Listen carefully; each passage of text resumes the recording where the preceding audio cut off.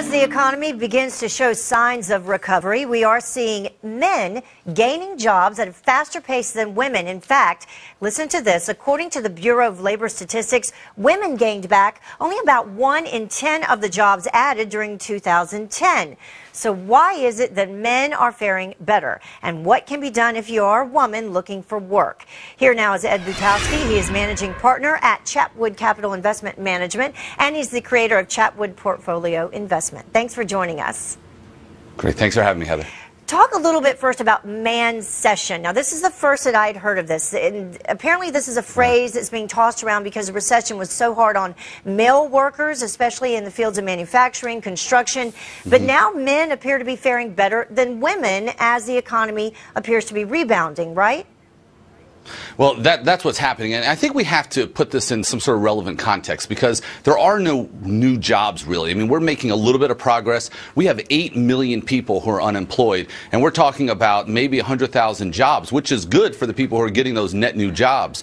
And right now, they're going into the construction and manufacturing area, and that happens to be, Heather, exactly where the term mancession came from, because most of the jobs that were lost, 2 out of 3 jobs that were lost during this, during the liquidity crisis and this recession, were jobs that men had. So we're starting to see a pickback, basically a pickup in the area of construction and manufacturing, and they are going to men because that tends to be jobs for men, or more men work in those areas.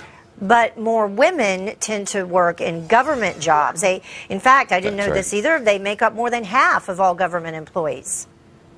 Yes, I was surprised to see that as well. And, when you start seeing the state and the municipalities laying people off and you see the financial crisis there, I think that's going to continue, unfortunately. I think you're going to see more layoffs in the government side of the business, especially the state and municipal. On the flip side, I think we're seeing a lot of hiring in the U.S. government side.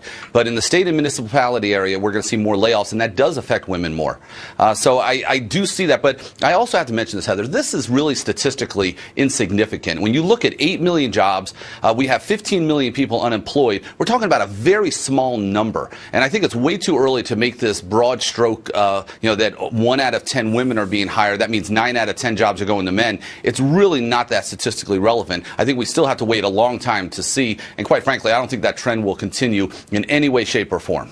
And perhaps, due in part to this, in general, is this correct? Female workers are more likely to be hired than male workers, but apparently that gap is narrowing. Why would someone hire either or, a man versus a woman?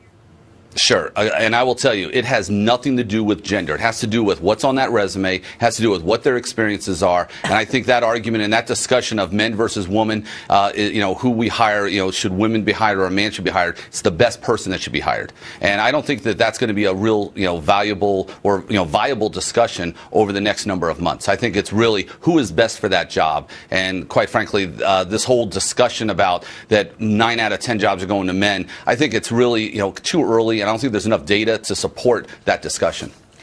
And as we wrap it up, man or woman, anyone that is out there looking for a job right now, what can they do to put themselves ahead of the pack?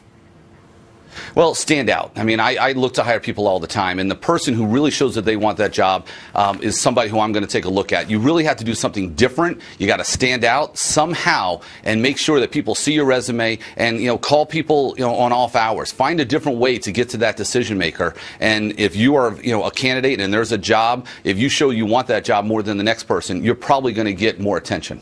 And don't give up. Thank you very much. We appreciate you joining us, Never give up. Ed Butowsky. Thanks.